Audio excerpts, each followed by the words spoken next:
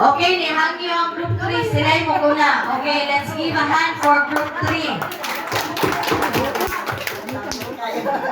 Pakain ko rin, para manunod.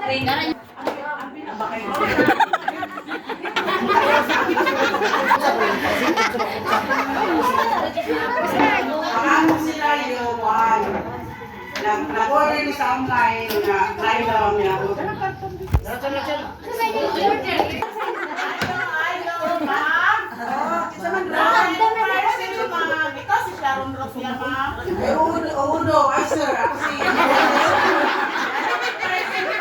Ay, maura ka ba rin ang parcel? Ano ka ba naman karoon ni mo abot? Ni abot yun. Wala nagpisay mo ang kuan, ma'am. Ay, wala akong katanaw sila. Wala akong kauna sa akong kuwan, cellphone. Ay, ayun sa wala ka sila. Ay, ako sa nili-unbox. Sa ba rin? Ako ba rin ang i-order? Ako ang picturean, ma'am.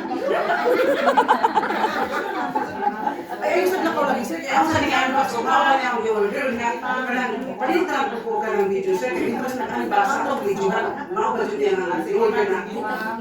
I-video ni sir. I-video ni sir. Uy, wala, sir. Hindi na ba ako mag-order, sir?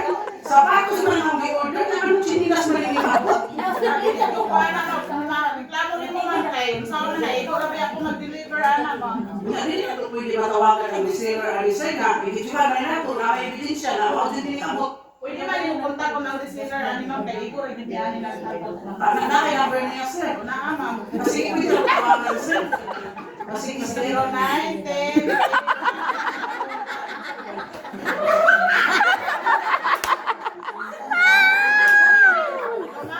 Mayong hapon, ma'am. Oh, good afternoon, di ay ko. Isa na ini.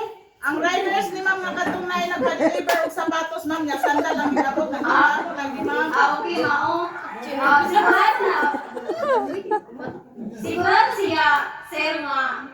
Hindi mao yung order na. Naara na yung sa items nga i-post. Lain-lain ang i-post din. Mas sinasayo pa siya. Paki-clear ko no pa siya sa iyang kuan. Maugit na. Mga nasapatos ako. Mga nasandal ang ginabot. Sapatos na yung i-order. Kaya base na sa lain siya ng pag-isip. Sige, ma'am, siya istika ha, ma'am.